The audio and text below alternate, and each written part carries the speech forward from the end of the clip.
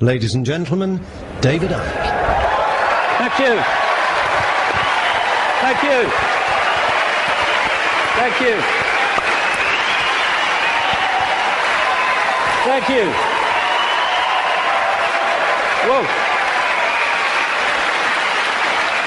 Thank you. Thank you.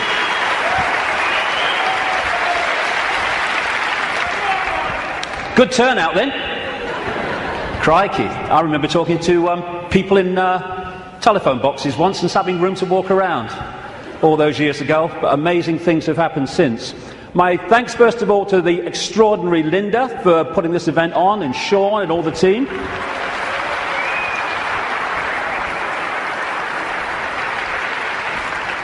And my God, it's 20 years since my head blew off.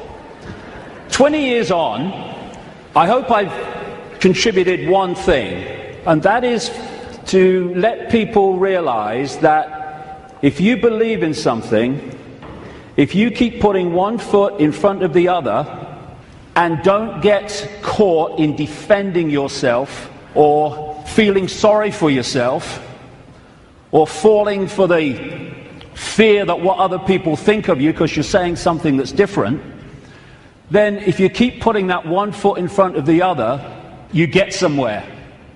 It's when you stop that everything stops. And if we believe in what we are saying, and what we're saying has validity, then eventually it will be shown to be so. But that process only plays out if we keep walking. And you realize over 20 years that whatever people are saying about you today, they'll say something else tomorrow, so don't get caught up in what they're saying today, whatever today is. Because the fear of what other people think is the state of perception that stops people making a difference.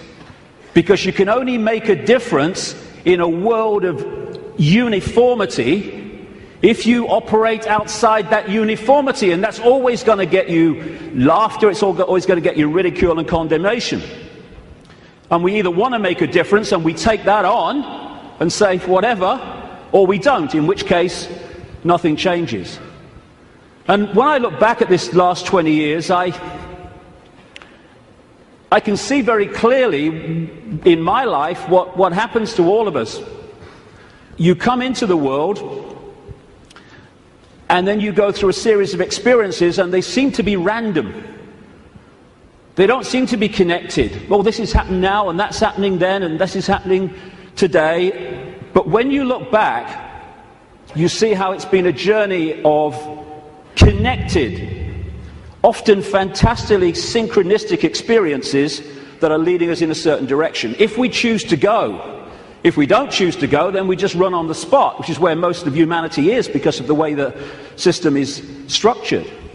So when I look at the different aspects of my life, I see the chain of events that's led to now. I mean, this was me when I came into the world. I was bloody happy to be here, I was. Mum, Earth's a shitty place, I want to go home. And I felt like that as a kid, to be honest. But then my life unfolded, and I became a professional footballer. Have you seen them teeth? When I saw that bloody picture, I've seen them teeth. Last time I saw a set of teeth like that, it was winning the Grand National. But the football side of it, which just seemed to be, I want to be a footballer. Actually, because I ended up playing professional football with rheumatoid arthritis, not recommended by the way, I had an iron will to keep going whatever. And my goodness me, that came in quite handy a few years later.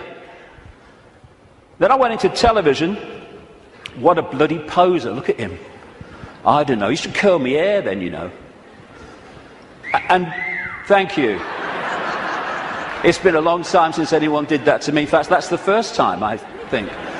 And what that did was show me the inside of the media, shite, and also gave me a public profile which was going to lead to something later that wouldn't be ignored, although at the time I wish it was being ignored. And then I went into politics, you can call Green Party politics, and I saw politics from the inside, how it's just a game, how it's irrelevant to human life, and how people who were fighting with each other in the public arena weren't doing anything but that behind the scenes. And then, bang, 1990. For a year before 1990, when I was still in the Green Party, I felt this presence around me. Even when I was in a room alone, or especially then, I felt this presence around me, like I wasn't alone. And this went on for the best part, like I say, of a year. And it got more and more powerful, more and more tangible. Long story short, I tell the story in the books. I went by a series of synchronistic chances to see a psychic. Never seen one in my life before. And I just wanted to go along. I told her I wanted hands-on healing for my arthritis, which was true. But the real reason was, would she pick up what was around me? And I went for a couple of times, and it was hands-on healing, very nice. Betty Shine, nice lady. And then the third time, she starts giving me this stuff. Ooh, this is powerful, she says. I've got to close my eyes for this one. And in 1990, out came all this stuff. I'm presenting the snooker at the time. You know, I'm with the BBC still, and out came all this stuff. I was going to go out on a world stage. I was going to reveal great secrets. And basically, there was a shadow across the world that had to be lifted. There was a story that had to be told. And I was going to tell it, which, when I'm sitting with my bum on that little bench next to her in her healing room, sounded complete bloody craziness. But it's unfolded. And it's unfolded very quickly after that, where my life started to change. And I started to come across information that was pushing me in a certain direction.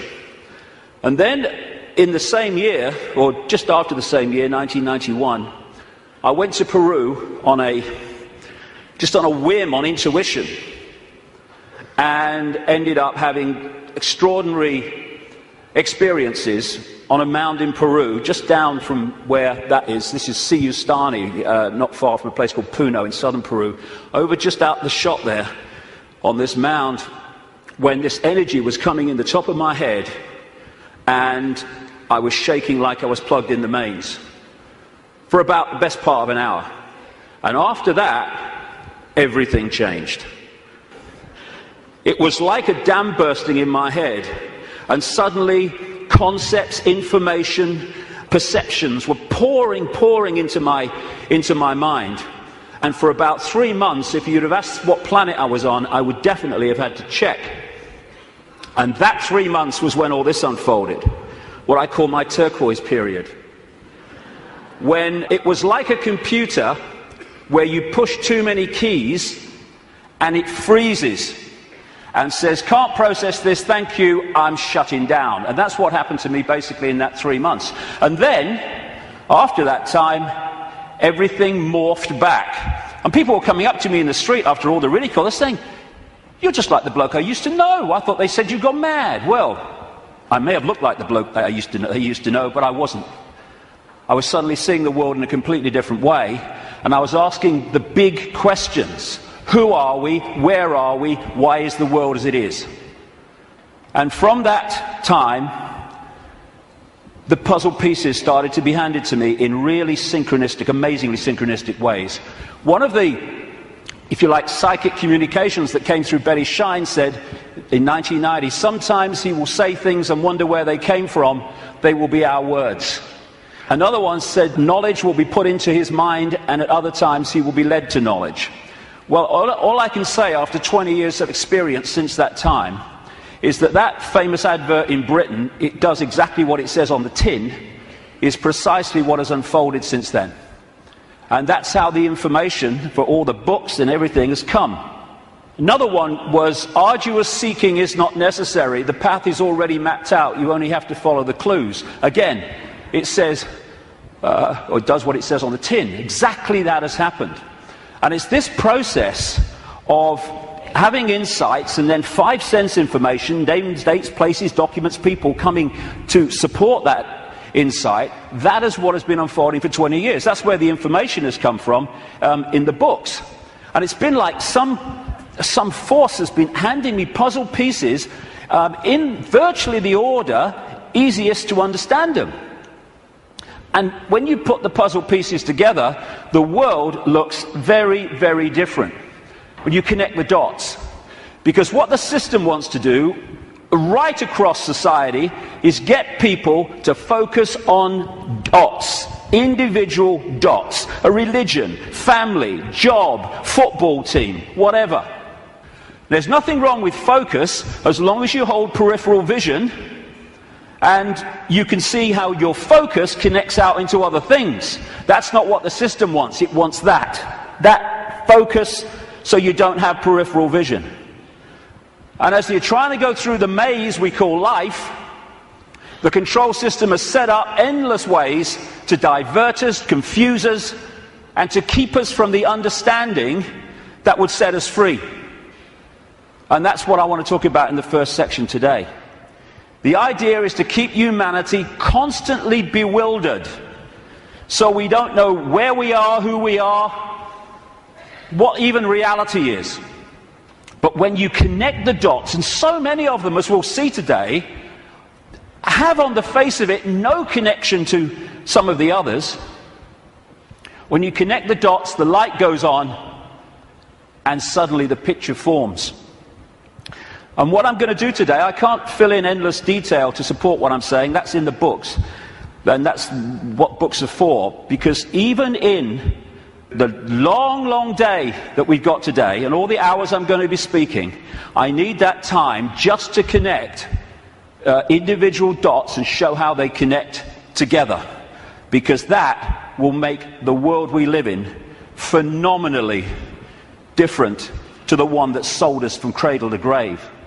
The elephant in the living room appears when you connect the dots. When you connect enough, the elephant it's so blatant.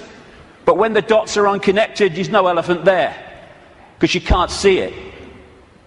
And that elephant in the living room is that there is a multi-level conspiracy, and it is multi-level, to enslave humanity in like a global concentration camp. The trick is to make sure the slaves don't realize they're slaves, so they don't do anything about their slavery. Although as this moves and moves towards its goal, that is becoming more obvious. When I first started on this journey 20 years ago, the first few years, all the information coming to me in the, like I say, incredible synchronicity of meeting people, seeing documents, coming across information, having experiences. That first few years were about what I call the 5 sense level of this conspiracy. The banking scams, the police state, the Orwellian surveillance, the big pharmaceutical cartel, attack on the human body and the human immune system, engineered wars. And then after a few years, I started to move through the synchronicity, just following the clues as it said at the start. I came across this reptilian connection to the families that are running our reality. And then the most important part, from about 2003, 2002, when the synchronicity started taking me in to the nature of reality itself. And until we understand at least the themes of what this illusion is, we can understand nothing else about the world as it is and the way that the control system works. And then, over the last year, that synchronicity and the puzzle pieces has taken me into, perhaps for many people, I understand it, the most extraordinary area, which is that the moon is not what we think it is. Now, can you imagine if you've come along today out of curiosity? We're a few minutes in, and your eyes are on Bill. He just said reptile. He couldn't have done. He did. I heard him. Well, we're going to get into some strange stuff, especially in the second section. Well, the first section's strange. We really are lunatics for reasons that I'll come to. So we're now at this fork in the road where we can go down one track and we can experience freedom in a way that we've never even understood what freedom is. We go down the other one, the one that the control system wants, then we're heading for a Orwellian fascist global state. It's unfolding as I speak. That choice, that fork in the road, is to become conscious, because most of humanity isn't, because it's manipulated not to be, or the control system's route, which is just to become a clone, a computer terminal of a control system, a merciless control system. The choice is between this, not too far down the road if we allow it, and this. Go hard, isn't it? Which one? Ugh.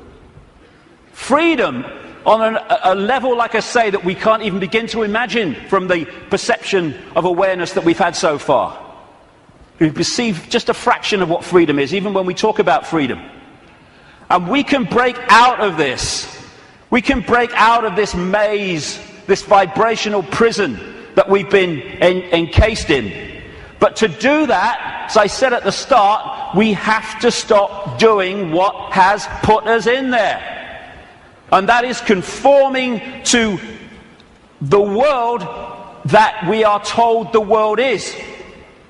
Stop being in the herd. Stop being in the box, because there is another way. And if we don't take another way, I'm not saying the other way, we live in all possibility, but if we don't take another way from the way we've taken this far, how can anything change? It can't. If you always do what you've always done, you'll always get what you've always got. Real simple. And we don't have to all be the same. You can look the other way. You don't have to be a faceless person in a faceless crowd.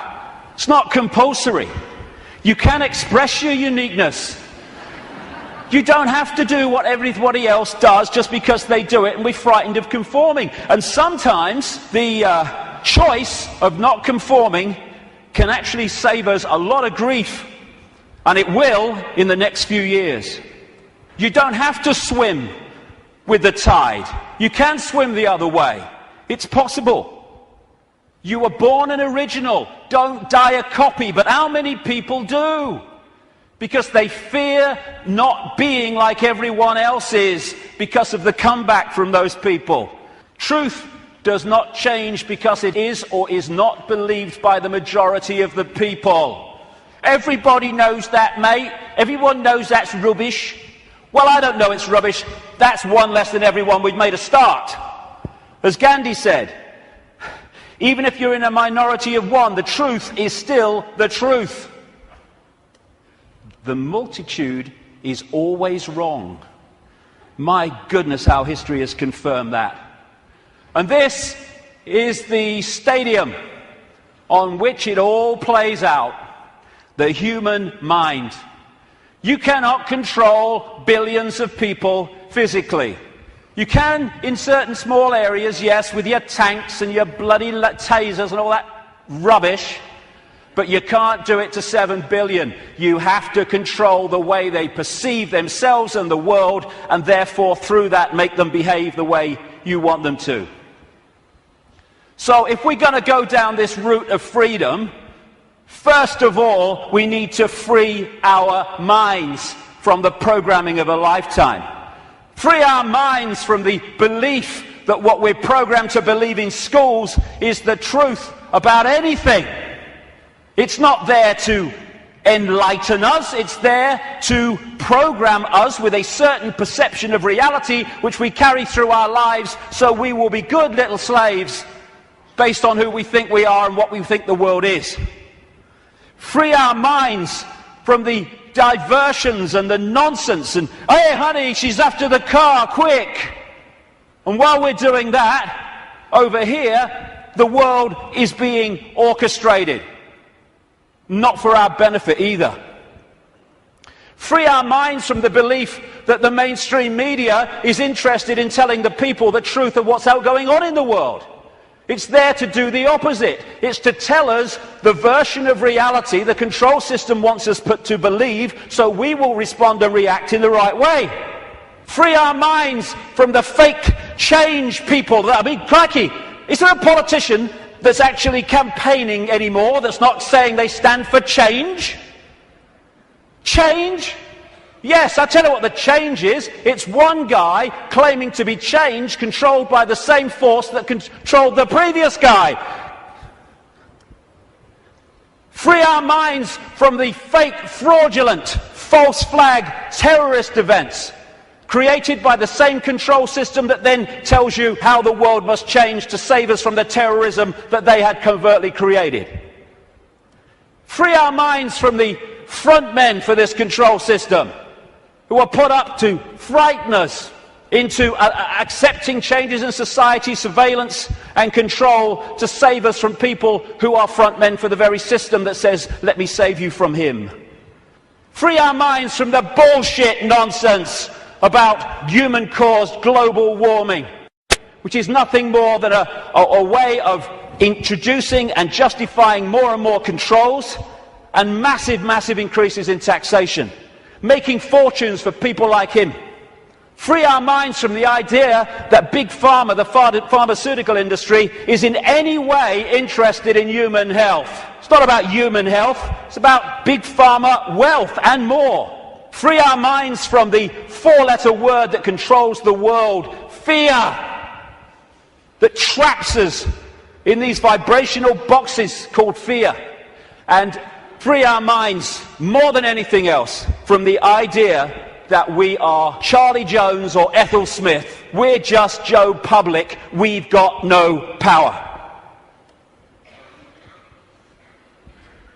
The choice is to become conscious, to realize that Ethel Smith is an experience, not who we are, and choose not to be what the control system is fast trying to create.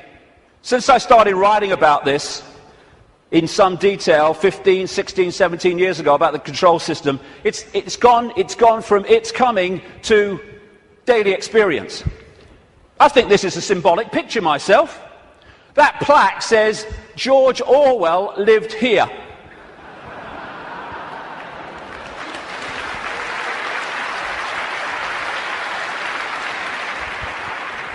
We've got peaceful demonstrations in America being scattered by excruciatingly painful sound technology. The microchip agenda's moving on. The sky's full of chemtrails and all the stuff that's in them. The food we are given to eat, if we choose to eat it, is full of chemical cocktails that are destabilizing our ability to think straight and be emotionally stable. And they're targeting the children more than anyone because they're the ones that are supposed to live most of their lives in this control system. They bloody won't, as I'll get to later, but they're trying. And yet so many people are still saying, well, it looks all right to me. Looks all right to me.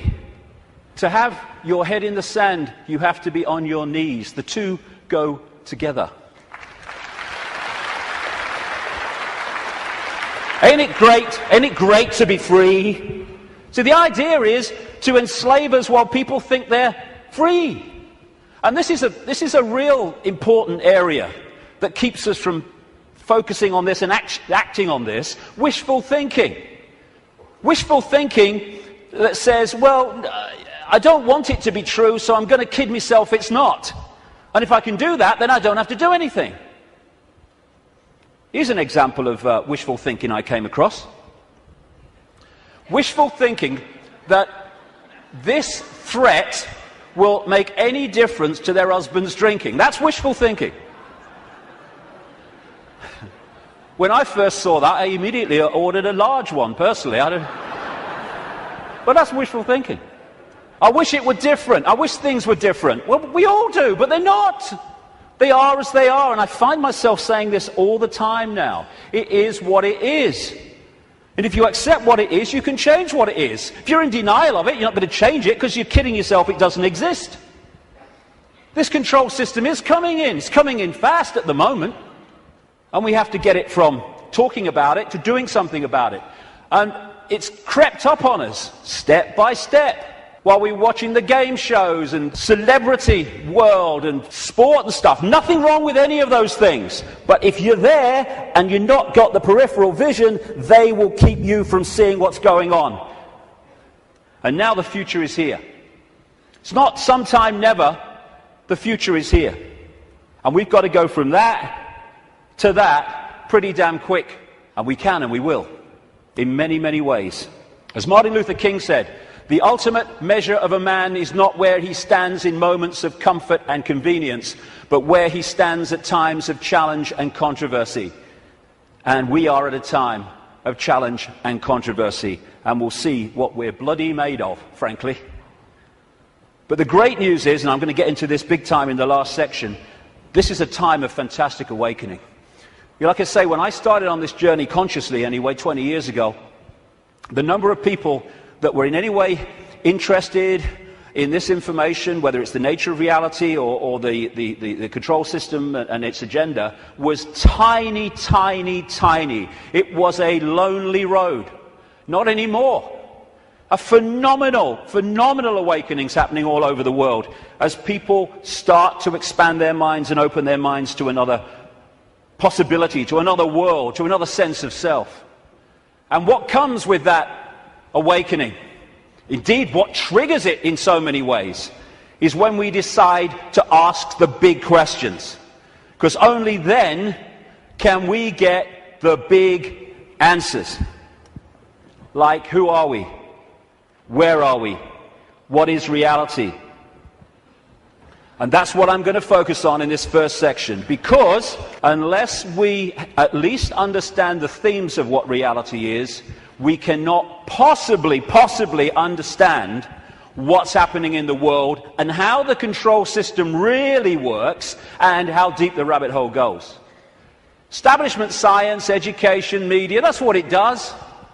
I mean, have you seen these politicians in Britain now?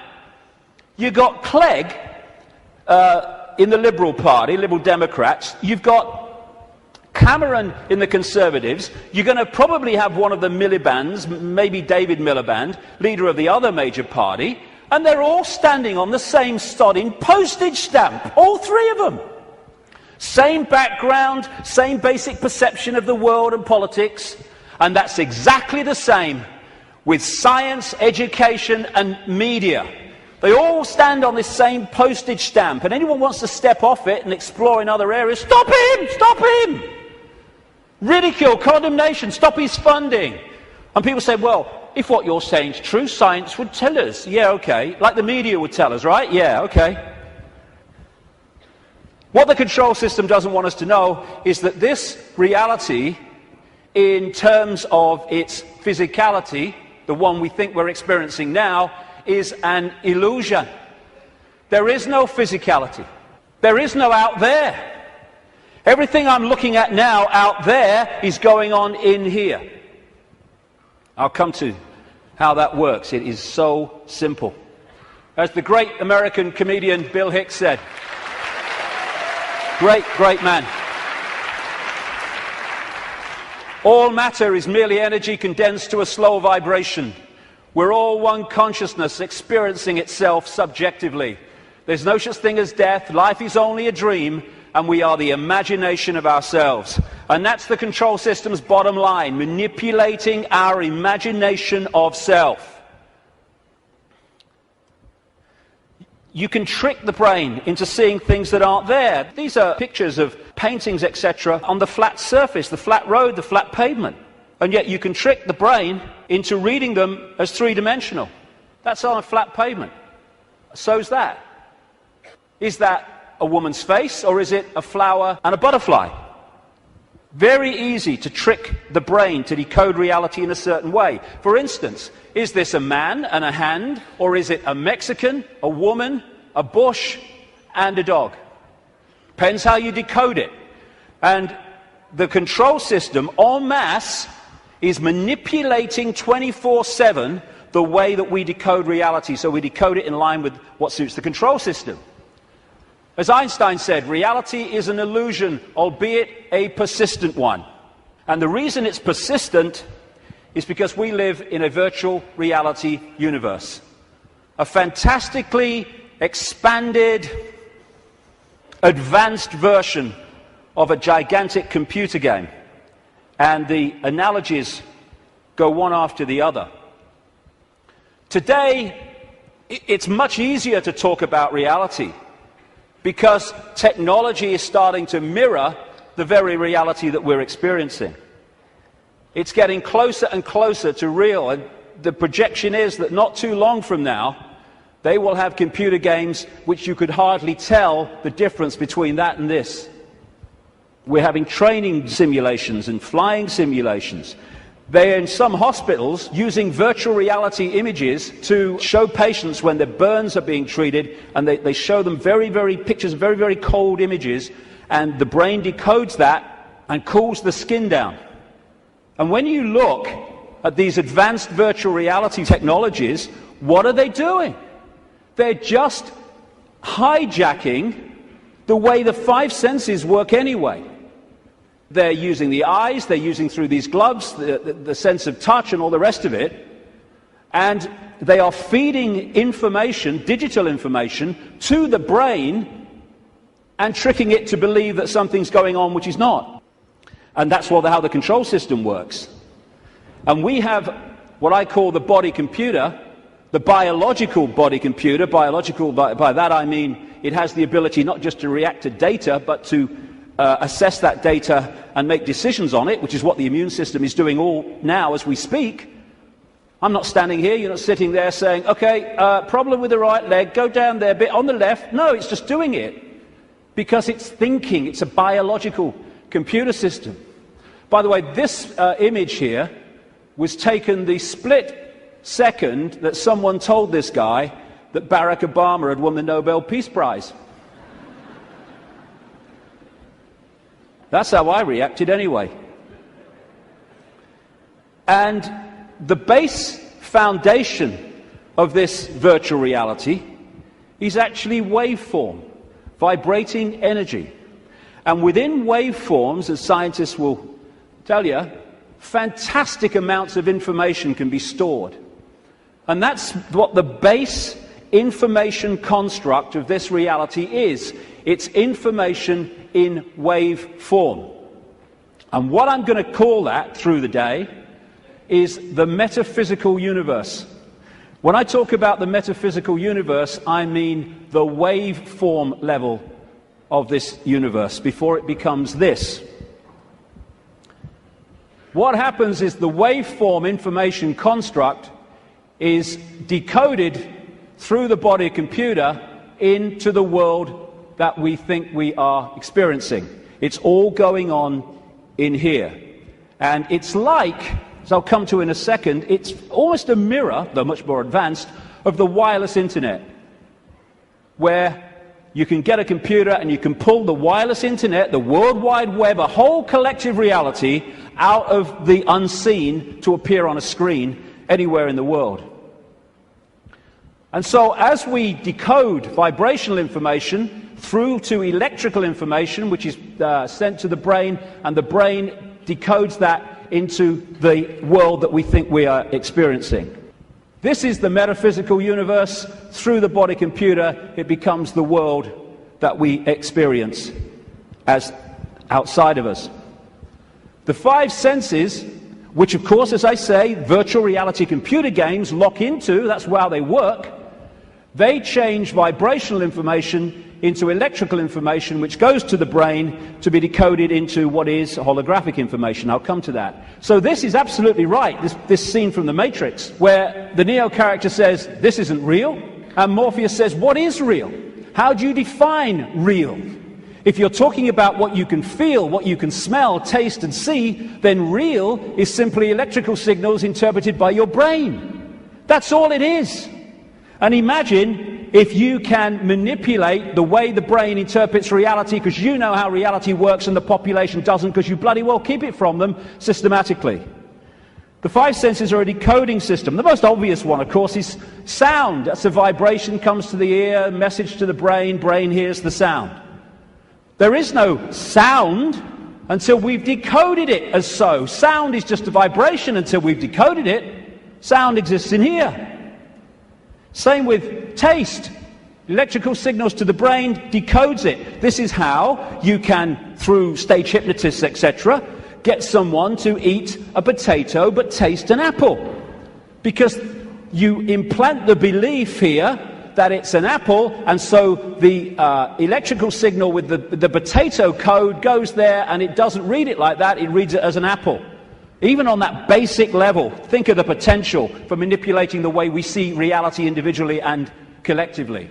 And different parts of the brain, like with smell, are specifically there in the body computer to decode those senses. Same with touch. Exactly the same. Even movement. There is no movement until we've decoded that movement. There are conditions of the brain, which some people have, where they don't decode movement. So often they don't even see it. They'll see a car in the distance, the next thing, whoa, it's gone. Nothing in the middle. They see someone pouring a cup of tea, and all they see is a static arc of tea.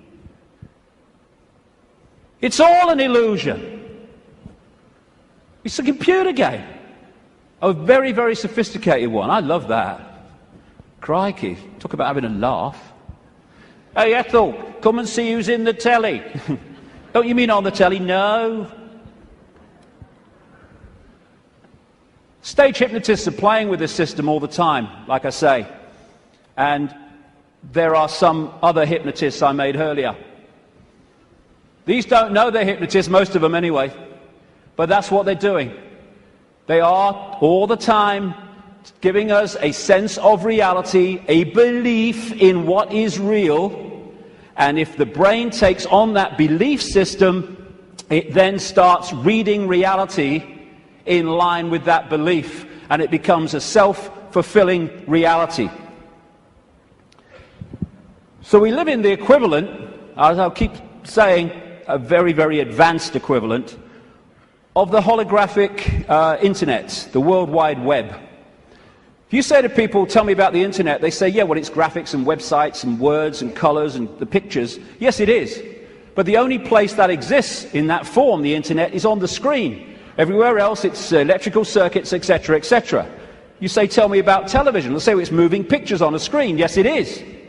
But the only place that television exists in that form is on the screen. Everywhere else, it's electrical circuits and, in some cases still, many cases still, broadcast frequencies. And we live in what I call the cosmic internet, where information in the energy around us, I'll come to where it comes from in a minute, is then pulled out of the unseen. Just as these guys sitting out in the open, no wires, no connections, they are pulling the unseen out onto the computer screen. And if you think of it, because people say, well, if you're creating your own reality in your head and all that stuff, why do we all see the same stage? Why do we all see the same car? Well, when you log on the internet in South Africa or Australia or London or America or anywhere, apart from places like China, you log on to the very same collective reality as everywhere else, everywhere in the world. You might choose to go to this website, and if you go to this website, the guy in South Africa could go to the same website that you're on and see the same thing, because it's a collective reality. What happens is that we then decide, do we like this website? What do we think of it? Do I want to go there or do I want to go there? That's how we put our individual spin on it. It's the same when you look out the window and you see the same car going past. But I might like the car, someone else might not like the car. But it's the same collective reality. And the body computer is pulling this reality out of the unseen, just like those laptops. And so you've got in the Matrix movie that scene where he says, the Matrix is everywhere. It is all around us, even now in this very room. You can see it when you look out of your window or you turn on your television. You can feel it when you go to work, when you go to church, when you pay your taxes. It is the world that has been pulled over your eyes to blind you from the truth. What truth? That you are a slave, Neo. Like everyone else, you were born into bondage, born into a prison that you cannot smell or taste or touch, a prison for your mind. I'll get into the nature of that prison in the second section. So what is this universe? It's information. And it's information decoding information. Just as you put a computer disk in a computer, it's information. The information encoded in the computer then reads the information on the disk. That's what we're doing. And that way, we manifest this apparently out there reality. We too, the so-called human body, is energetic, non-physical in its base form. But when it comes through the decoding system, it becomes the world that we think we're experiencing outside of us. It seems to be outside of us. I'll grant you, my God, I look out here, it looks to be outside of me. But it's inside of us. We are creating it through the decoding system in our heads. Now, I'll go into this area in the new book. What I'm saying is that, well, I'm not saying this, scientists are now saying this. At the center of this galaxy is a massive black hole, and the increasing thinking is, and I would say it fits perfectly, is that there is a giant black hole at the center of every galaxy. What I'm saying is these black holes resonate the base information or the base vibrational frequency of this virtual reality universe. And they interact with what we call the suns. In this case, our sun in this solar system, but of course there's suns all over the place. I'm saying that this vibration triggers from the suns, depending on its vibrational state, because it changes, and that answers a lot of things, as I'll come to shortly. It triggers information of certain kinds being transmitted by the sun, suns in general, in the form of photons. Photons are the base unit of what we call light in other forms of electromagnetic radiation. They carry information. These photons being generated out of the suns, triggered by this vibrational base frequency coming from the black holes, create the cosmic wireless internet within our reality. And that's what we are decoding. The Earth decodes it. It's photon energy, photon information that is passing through the Earth energy grid. It is photon information, what the Chinese, in their acupuncture disciplines call qi. That qi is actually photon energy. It is information, which the body computer then is decoding into this collective reality. And just like on the internet, where you can see information and receive it, but you can also post information, so we're interacting with this virtual reality universe and changing it subtly as we put our unique spin on things. And we're creating that world that I keep talking about. Now, some scientists, over the years, have postulated that this physical world only exists when it's observed. I agree. Why? Because of this. When you put a computer disk into a computer, it does not read all the information on the disk at the same time. It reads that part that it is observing, whatever that laser's hitting at the time. All the other stuff is still in information form. It's not been transferred to the screen as pictures, etc. And we do the same. When we observe, decode, then we bring it into this reality. But without that, this is just the base vibrational metaphysical universe, which is the basis of all of it. Then no light gets in the brain. So how do we see light? How can I look at that light and see it? No light ever gets in the brain because the brain's decoding information into that light. So when you see things like in the Matrix movies, those lines like, there is no spoon. It is not the spoon that bends, it is only yourself. Exactly. Because the only place the spoon exists in physical form is in here. And you bend it by bending the way you decode reality. Miracles are simply overcoming the programming of what's possible and not possible. You know, we are of course programmed to believe that when you walk through fire, you get burned. And if you walk through fire or hot coals with that belief, that decoding state, you'll burn your bloody feet. But as so many people have shown, if you can go into another state of consciousness and override that, you can walk across hot coals and not feel a thing. Why? Because an illusion cannot burn an illusion unless you believe it can. There are no miracles. There's just understanding how to manifest all possibility. And that understanding comes from the fact that we acknowledge, we understand that we are consciousness. Disembodied, no form awareness, having an experience. Like a Central American shaman said, we are perceivers, we are awareness, we are not objects, we have no solidity.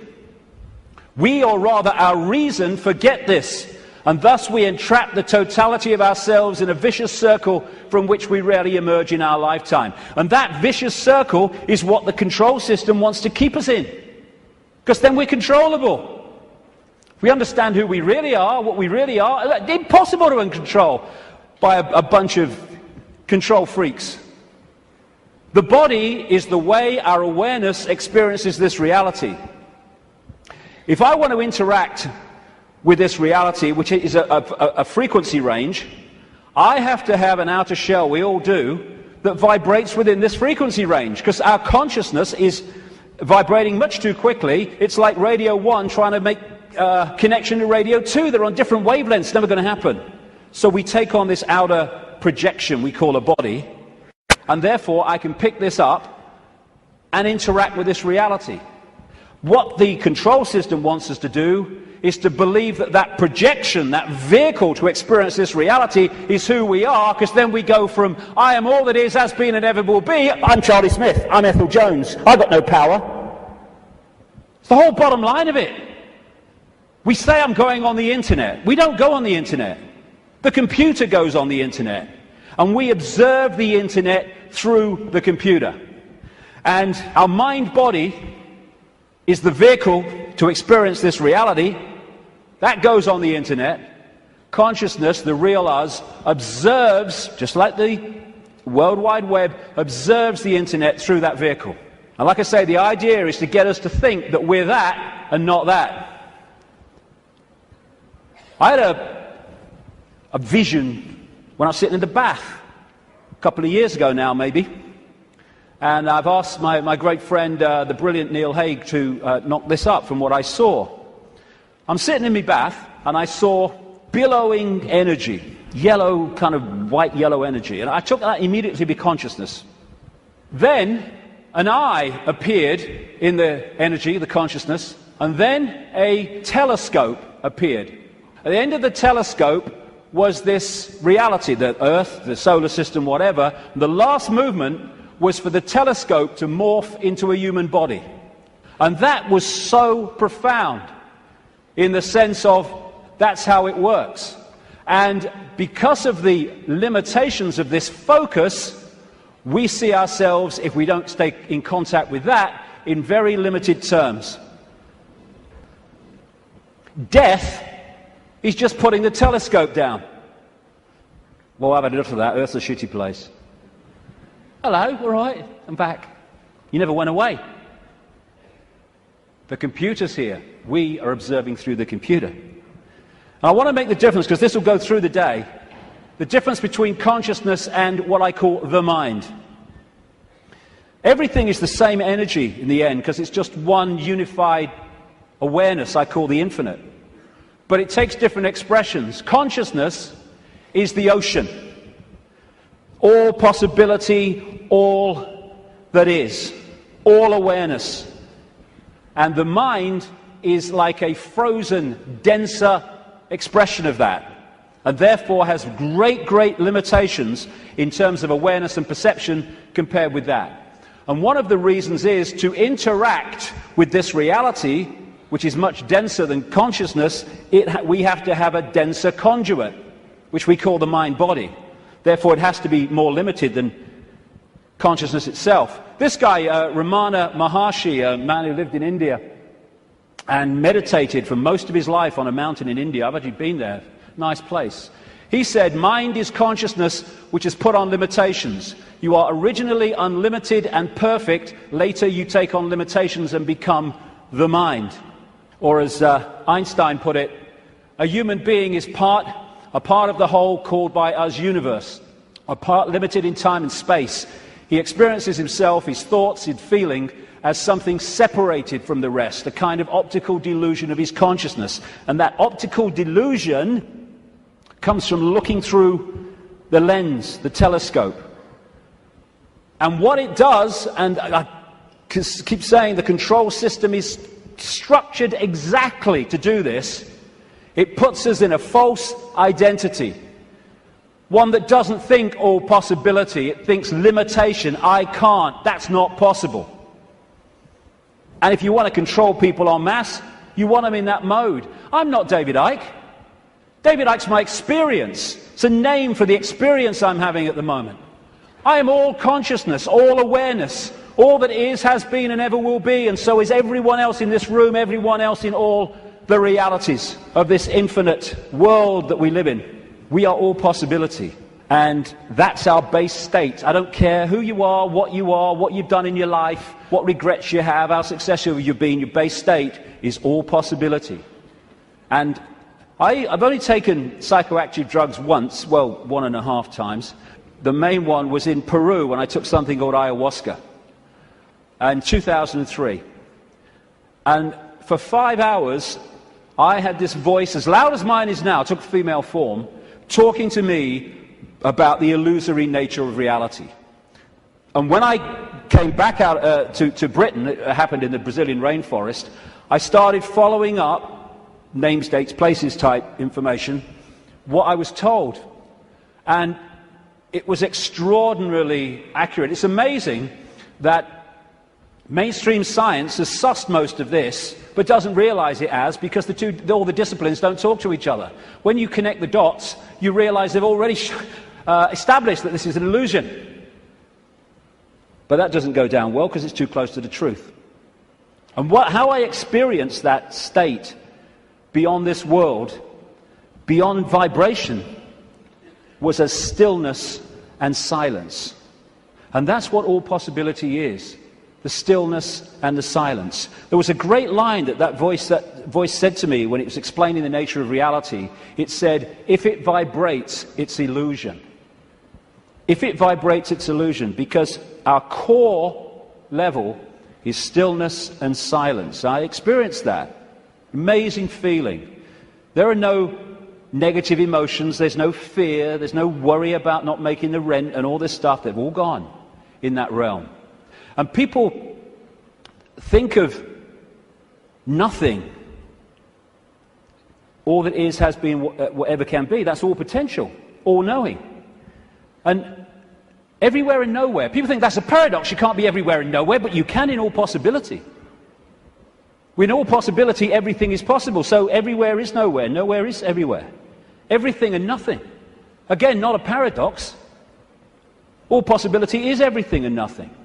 And as I was saying, we think of nothing as nothing's there. There is nothing. But within the nothing, within the silence, is everything. Within the silence, for instance, is all possibility. And then when I start talking, I have pulled one possibility out of all possibility, which is manifest as vibration, my voice. And then I stop. It goes back into all possibility. We don't think that this building is defined by the nothing. We think it's defined by the something. But the something is only there, and this building is only in its form because of the no thing, apparently no thing, in between what we perceive as the something. The silence this is why when people are in silence, they go somewhere else. And so many people are frightened of the silence. Get in the car, whack the record on, get in home, put the telly on, noise, holds you in five-sense reality. When people go into the silence, that's when they get their insights, because they're accessing other levels of themselves beyond the five senses. So out of the no thing comes the realm of form. This is something called cymatics. If you go on the internet, you can see it, videos of it, like YouTube. What they do is they put particles on a metal plate and they play sound across it. And it's incredible. It just forms into these amazing geometrical shapes just because of the sound. And when the sound stops, boom, it all goes back to all over the place. And then the sound changes and another form comes in. And these worlds of form, frequencies, vibrating frequencies, are created in this way, out of all possibility. And there are endless, infinite realms with different so-called laws of physics, different challenges, different experiences, all vibrating at different speeds and therefore able to share the same space. All of these different realms are sharing the same space that I'm sharing now, just as all the radio and television stations broadcasting to this city are sharing the space that I'm sharing now and the space that they're sharing with each other. So we live in a frequency range, and that frequency range is dictated by the range of frequencies that our body computers can decode. And it is extraordinarily tiny. We're virtually blind in terms of what exists. The vast majority of this universe is what scientists call dark energy or dark matter. And they call it dark not because it's pitch black, but because we cannot decode it. Therefore, it is not in our realm of experience. We have to work it out by its impact on things that we can see. And the electromagnetic spectrum is 0.005% of what is projected to exist in this universe. And visible light, which is the only frequency range that we can decode, is a fraction of the 0.005%. So this is it. Visible light. This is our world. And we look out and we think we can see everything. But we can't. We can see what we can decode. And therefore, we operate within a dimension, we might call it, and it's penetrated by other dimensions, which allows those other dimensions to interact with ours, which I'm going to get to in the second section, because that is fundamental to the control system. What we're doing is we are putting our focus of attention into this reality through the body computer, and therefore this seems to be the only world that exists. But the space we're occupying is teeming with life of endless varieties. So if we come into this world of mind and we hold a connection to consciousness, we are in this world physically and we can experience this. We're going to go to the pub, yeah, let's have a beer with you, yeah. But we're not of this world in terms of the point of observation. We are in this world, but we're observing it from here. We can see things here that this can't see. And that's why the control system has to keep us here. And a structured society to make that happen. To keep us in bewilderment by being only able to decode and experience reality through the five senses. And once you are in the five senses, and you're not getting inspiration, insight, intuitive knowing from higher levels of your consciousness, where do you look to get a fix on who you are, where you are, and the world you're living in? There. And who controls that? The control system that controls the media, politics, education, science. The idea is isolate us in the five senses, isolate us in body-mind, and then program the body-mind to see the world that suits the control system. Time and space are just information within the metaphysical universe fabric, the vibrational fabric, which we then decode into what appears to be time and space. There is no time and space. When you put a disk in a computer, it's got information on it. You put it in the computer reads it. On the screen, you see time and space, or what appears to be time and space. But all it is information on the disk being read by the computer and being put on the screen. That's what we are doing all the time. Time's an illusion. And my goodness me, if we fall for that, then we totally get encompassed by time, that time exists. You can say it's 1 o'clock, I've got to meet someone at 1 o'clock, so you're there at the same time, and you synchronize that, but all along you know that it's just a construct. It's not part of you this time. Because no time is where consciousness operates. And if we operate completely connected to time, then by that very nature we're going to disconnect from consciousness, which is on another level of perception. Our time is just crazy. You cross an invisible line in the ocean, you go into tomorrow, you go the other way, you go into yesterday. There is only the now. That's all there is. People say, no, there's the past and there's the future. Well, okay. When you think of the future, where are you? You're in the now. When you think of the past, memories, where are you? You're in the now. These are constructs. These are perceptions. They're not real. Only thing that's real is now. Everything happens in the now. And the only moment we can change anything is in the now. And if we get pulled into the past, oh, regret, I wish I had, oh, that woman in 1953, ooh. Or we get pulled into the future, oh my God, what's going to happen, oh, yeah, outcome, oh, what if, then we're getting pulled out of the only time that exists, and therefore our power to change things, to impact on now, is diluted. And we are absolutely dominated by time. What's the time? Oh my God, it's not the time. Oh my goodness, what's going to happen? Are you going to get time? Oh, I'm late. And yet, the now is the only thing that exists, and time, like space, is a perception. It is part of the construction of reading. You could see time in a way like a disc, like a DVD. What you've seen in the film is your past, as you perceive the past. What you're looking at in the film at that moment you perceive as the present, and what you've yet to see in the film you perceive as the future. Yet all that information exists on that disc at the same time. Whip back a bit, you've gone into the past. Whip forward, you've gone into the future.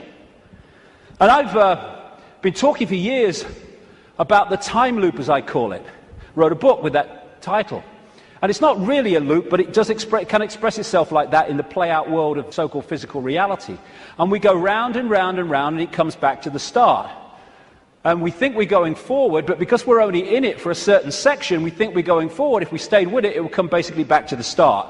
It's like a place of experience, and depending on what we wish to experience, depends on what part of the loop that we decide to experience.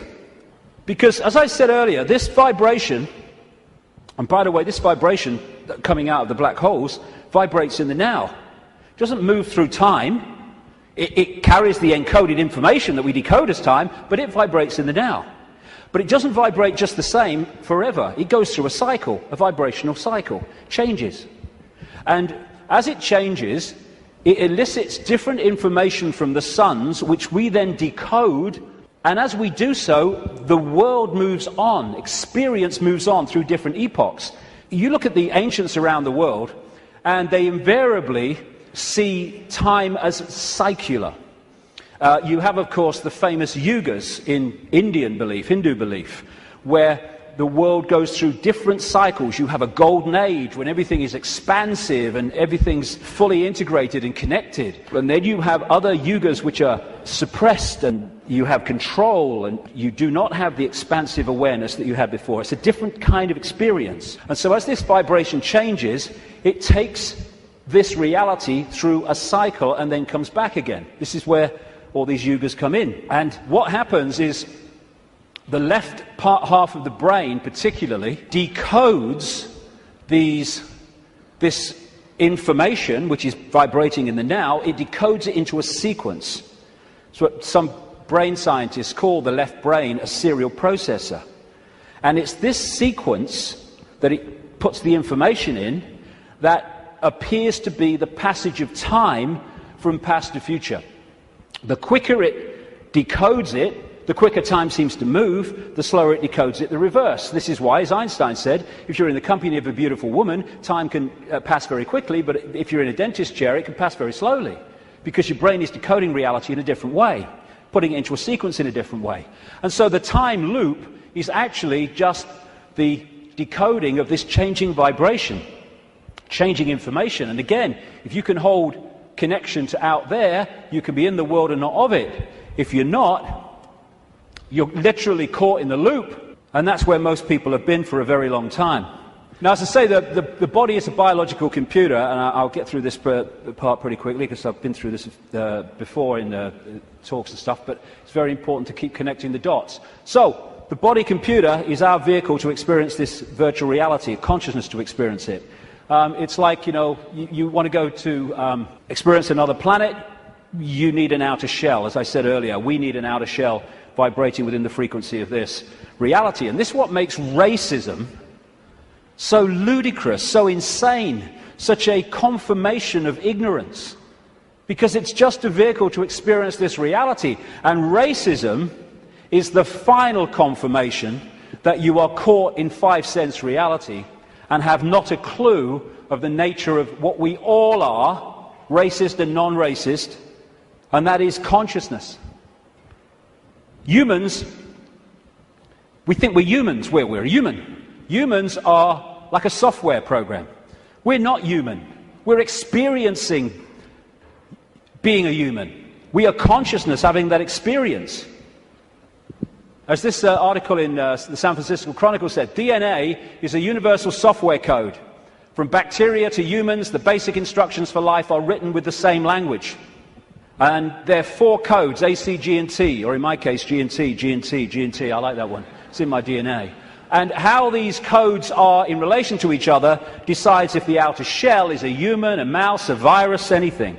And it very much connects into those green codes on the computer screens in the Matrix movies.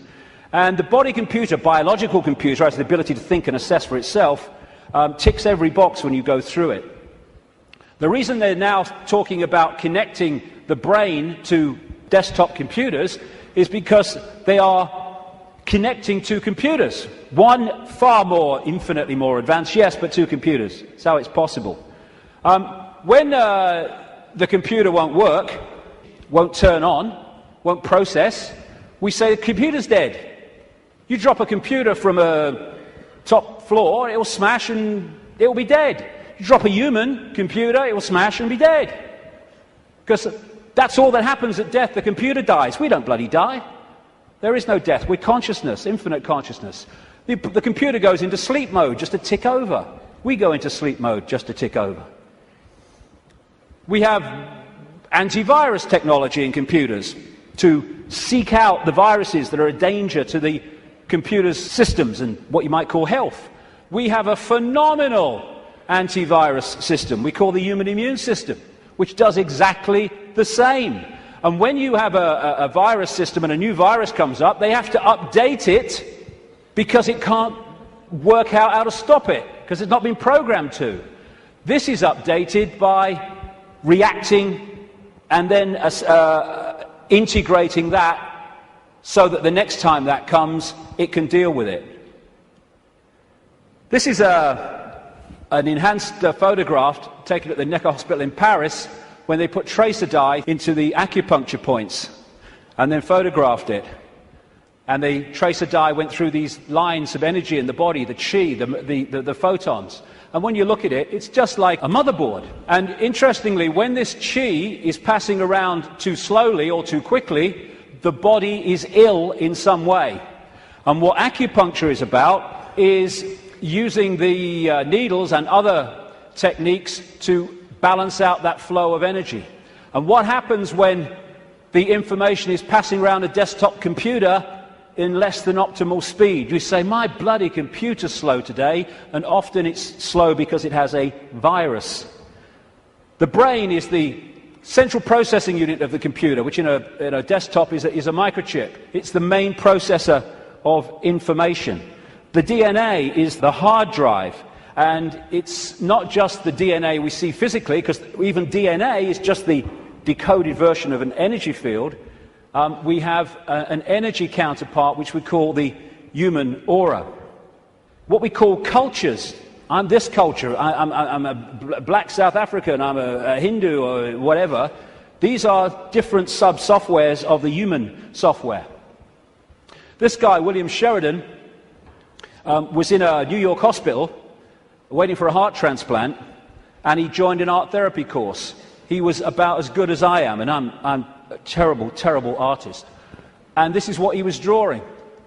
After his heart transplant, suddenly he went back on the art therapy course and started drawing much more sophisticated pictures. As a result of agreeing to promote organ donation, he managed to meet the donor's mother. He asked her the obvious question, did your son have an interest in art? And she said he wanted art materials rather than toys from the age of 18 months. He was crazy about art. And there have been many studies, some of them very extensive over the years, that have shown the incredible connection between people who've received hearts, lungs and other organs from people and then taken on either and or their character traits or their abilities. Because what are they doing? They're downloading information from one computer to another. That's how it gets passed across. Credo Mutwa, the great Zulu shaman in South Africa, told me that in the days when they used to eat people in Africa, one of the golden rules was that you must heat the person to a certain temperature, otherwise if you eat them, you become them. Same principle. We are led to believe that what identifies us with the body and what identifies us with the body being us is whether we're a man or a woman. Again, being a man or a woman is not what we are, it's the experience that we're having. How can we be a man and a woman, or how can that be what we are, when you can change from a man to a woman through chemical intervention? It's changing the nature of the computer through chemical intervention. Freaky the chicken, who was in the papers a few years ago, started out life as a hen, laying eggs, then had a massive, for some reason, explosion of testosterone, and became a cockerel. Started chasing the chickens, the hens, and crowing at dawn. Grew a comb. How can male or female be what we are when that can happen? It's an experience for consciousness which is neither male or female because it's all possibility. This is from the BBC website. Scientists have been able to take control of flies' brains to make females behave just like males. Researchers genetically modified the insects so that a group of brain cells that control sexual behavior could be switched on by a pulse of light. The team was able to get female fruit flies to produce a courtship song behavior usually only seen in males. Just so you manipulate the computer. Why do birds suddenly start singing together when the sun comes up? I mean, is there someone with a baton? Go! Why did Freaky the chicken start crowing at dawn when the testosterone came in? It's a program. It's the same with emotions, where we think the emotions of who we are. But you can fundamentally change your emotional state through drugs, through chemicals, through things like mercury. Mercury in fillings can change your personality. Can change your personality by drinking the shite in food and drink, these chemical cocktails. That's what's happening to so many kids. How can even emotions, as we know them, be what we are, when chemicals can change the emotions that we have? It's to do with the way we decode reality. And we are receiver-transmitters of information. Like we're taking from the worldwide cosmic web and we're adding to it.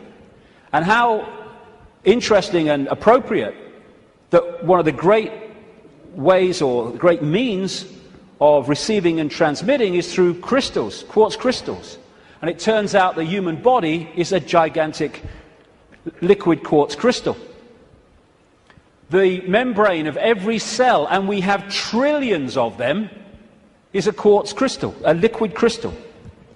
The Earth is a gigantic crystal.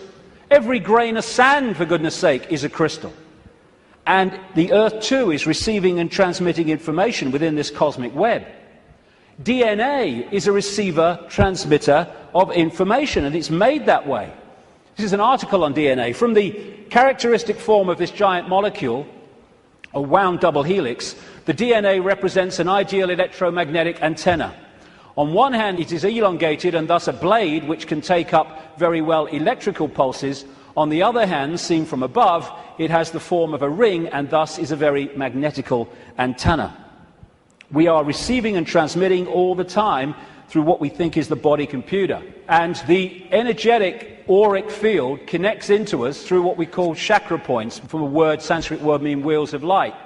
And these connect into what we call the physical body through the endocrine system of glands, two of which include the pituitary and the pineal gland, which together make up what we call the third eye. The ability to get out there through the sixth sense. It's like that Muse song says, if we could flick a switch and open your third eye, we would know that there'd never be afraid to die. Words to that effect. Exactly, because we'd be out there. Now, anything that can shut these down holds us in five-sense reality and stops us from breaking out into the greater self. That's where they want us, and that's where they've got so many people, the vast majority, in that state, in a false identity. The world looks so solid, I grant you, but it can't be. It can't be, even though it seems to be.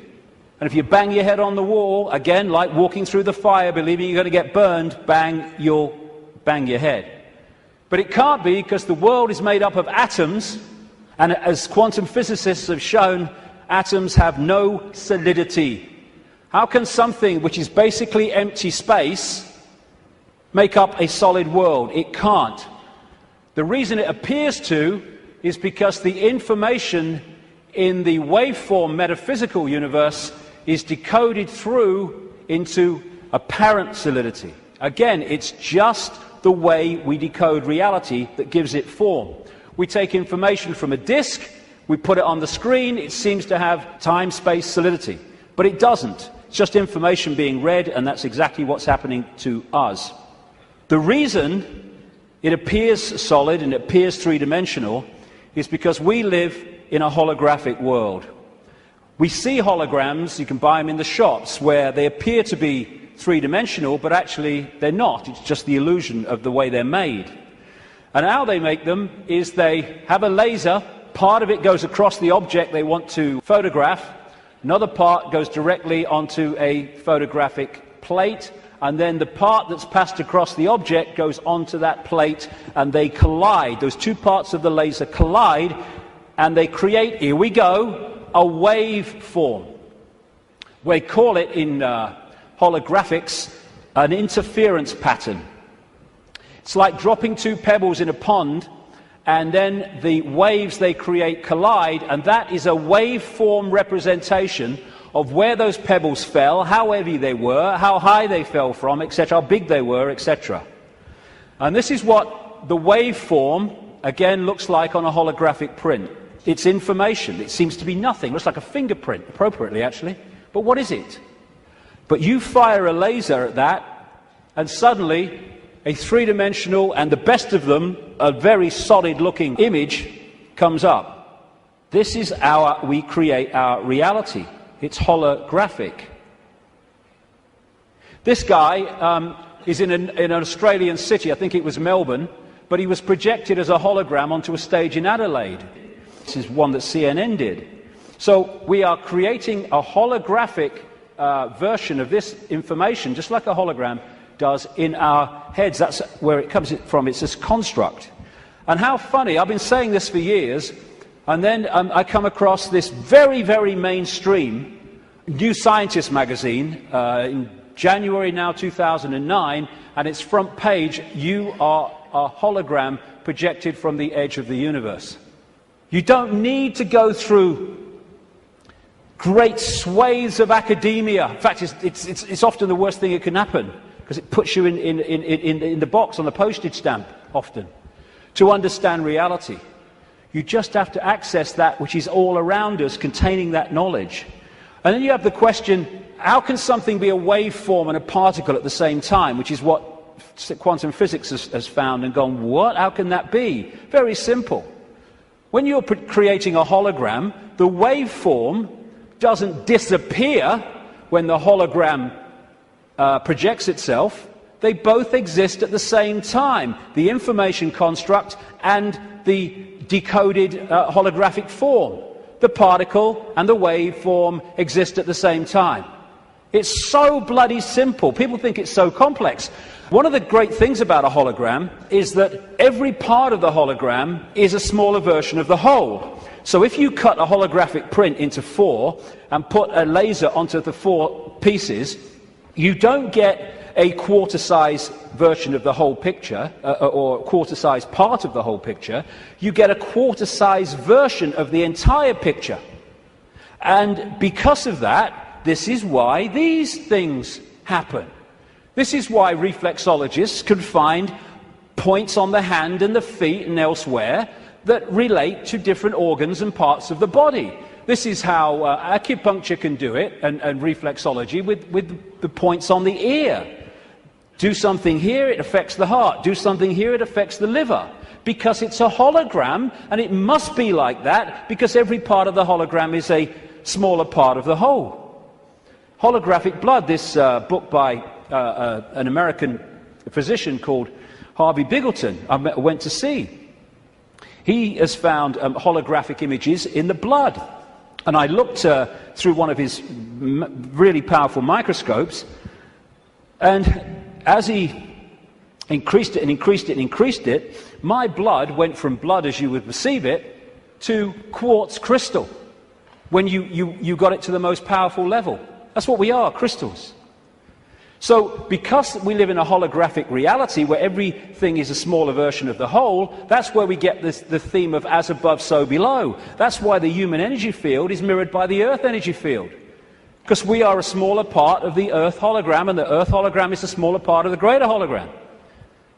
And on one level, this reality is digital.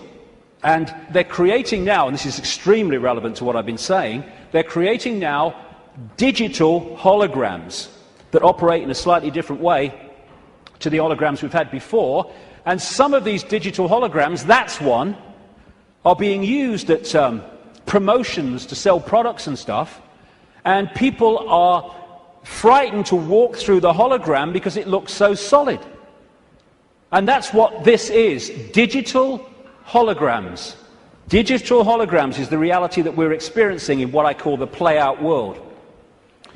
And this is why numerology works.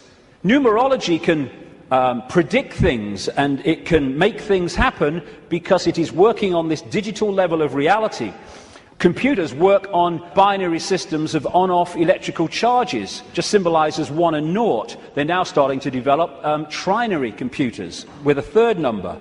And the human brain works how? On binary and trinary on-off, etc. electrical charges. And of course the A, C, G and T codes of the DNA all connect into this. So while in the Matrix movies we saw the projection of beyond the physical world, it was a digital world, so is ours. That's exactly what it is. And like I say, scientists are not sussing any of this stuff in terms of the mainstream because they focus on their own discipline, their own individual dot, and they don't connect the dots, and therefore they can't see the picture. I watched a program the other day. It was a mainstream science program, and it asked the question for at least an hour. I think it was an hour. What's the biggest number? And they were going to these bloody numbers that went on and on and on and on, disappearing up there, trying to work it out. Well, I'll tell you the biggest number. That's the biggest number. Infinity. There is no biggest number. There is only all possibility. And numbers are the digital level of this reality. And because of that, numbers represent vibrational states. As a result of that, you can manipulate reality through numbers and numerology, because you're manipulating that level of the decoded construct. So what does all this mean? We live a false identity. We think we're humans when we're consciousness. We're multi-leveled awareness, not just the body, consciousness. And some near-death experiences have experienced and then come back to tell the story of what they've experienced when they've been through, sometimes they experience it as a tunnel, and then come back when their body releases the consciousness for a short time. And this is one that encapsulates all of it. He said, everything from the beginning, my birth, my ancestors, my children, my wife, everything comes together simultaneously. I saw everything about me and about everyone who was around me. I saw everything they were thinking now, what they thought then, what was happening before, what was happening now. There is no time, there is no sequence of events, no such thing as limitation of distance, of period, of time, of place. I could be anywhere I wanted to be simultaneously. This body computer is what gives us the delusion of all those things. And I'll just finish on this bit. Key to holding us in servitude is to keep us in the left hemisphere of the brain. We have two, the right brain, the left brain, and we have a bridge called the corpus callosum, which bridges the two and should pass information between the two. And the right brain, they are very, very different states of being. The right brain is the out there, the creative, the connection with all that is. The left brain is what deals in numbers, in language, in sequence, and puts everything in hierarchical structures and all the rest of it. And what the system wants, it wants us in there. Because when we're in there and not in there, we are there. And the whole system is structured to put us there. The education system, everything. I found this. Different functions of the right and left brain.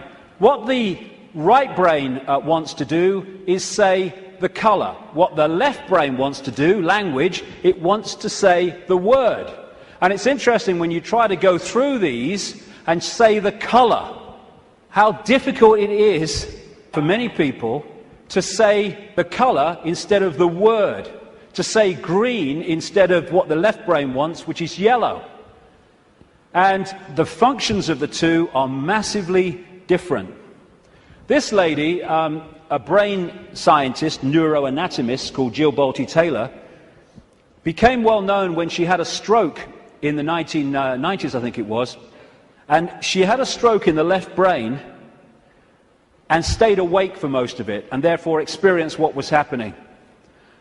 First of all, she got onto an exercise bike trying to overcome how she was feeling, and she looked down at her hands because this left brain decoding system's now not working and was not decoding reality as it normally did. She looked down and she saw not hands, she saw claws. As this went on, she could no longer see a division between her and anything else. Everything just joined as one infinite field of energy consciousness. And she said it was just bliss. Nirvana, she called it. When she tries eventually, the left brain eventually kicks in and says, you've got to get help. She tries to call work, a colleague, to help her out. Took her 45 minutes, I think she said, a long time, trying to go through these business cards to find the number, because when she looked at them, she couldn't see numbers and words anymore, because this wasn't decoding reality as it should. She could see pixels. She was seeing this reality one step back in its digital pixel state. Eventually, through following the squiggles, she says, she managed to ring the number. And when the guy, he must have said something on the other end, like, hello, all she heard, she said, when he picked the phone up, was woof, woof, woof, woof. And then she said, I tried to say to him, hey, this is Jill, I'm in trouble. And all she heard herself say was woof, woof, woof, woof. Because the vibration was not being decoded by the left brain, the language part, into words that we can understand. And what the system wants to do is to put these firewalls up, called education, science, politics, media, peer pressure, to keep the right brain out of it. And this is fundamental, because these things are all part of the defense mechanism, keeping us in left brain reality and out of right brain infinity. Now, some people, they call them autistic savants, like this man, Stephen Wilshire, they access the right brain potential in ways that other people don't. And this is why they're capable of fantastic achievements. This guy, Stephen Wiltshire, was taken up in a helicopter over London by the BBC for half an hour with nothing except his eyes, and then came down and drew London from the air with incredible accuracy. Why? Because he was accessing that infinite potential that left-brain people, most of people in the world, don't. This guy, Daniel Tammet, another autistic savant, has again achieved incredible things because he was challenged once to learn Icelandic in a week, and it's an incredibly difficult language to learn. I mean, none of the media were using on their news reading, were using the real name of that volcano in Iceland, were they? Because they could bloody pronounce it. This guy went back on television a week later speaking Icelandic. And his Icelandic teacher said, he's not human. Yes, he is! It's the human that we once were and will be again. When this suppression of our potential and our infinite possibility is brought to an end, and this shite stops.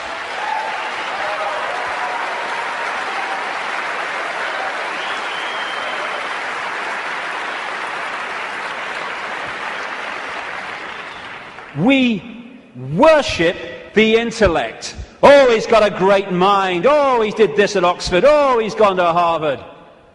Mind is such a low level of awareness. It's supposed to be a vehicle for experiencing this reality, a servant of consciousness. It's become our master. It's become something to worship. And that's the isolated intellect. That's the isolated intellect. And so we reach a point. This fork in the road is, are we going to be consciousness or mind? Are we going to be all that is or little me? It's not really free your mind, it's free yourself from mind. That's why society is structured to completely engross us and swamp us in things to occupy our mind. Open your mind, become all that is.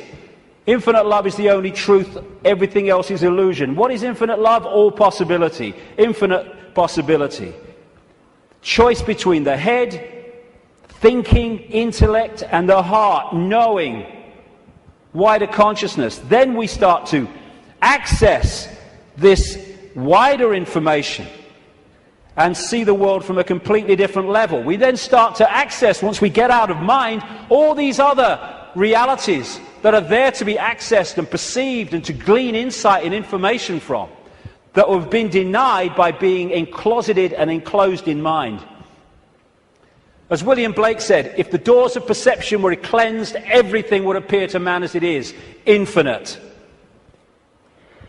The control system's game is not to have that cleanse happen.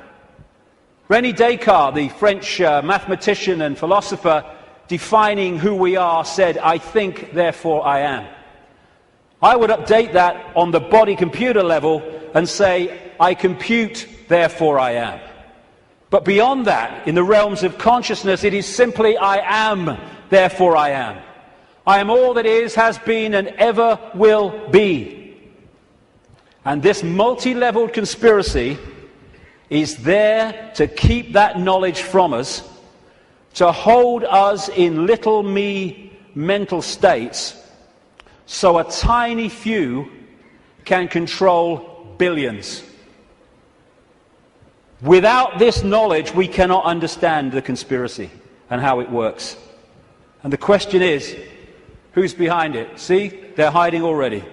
Who's behind it? And that's what we'll get to in the next section, which will start in 10 minutes. Thank you very much. Thank you.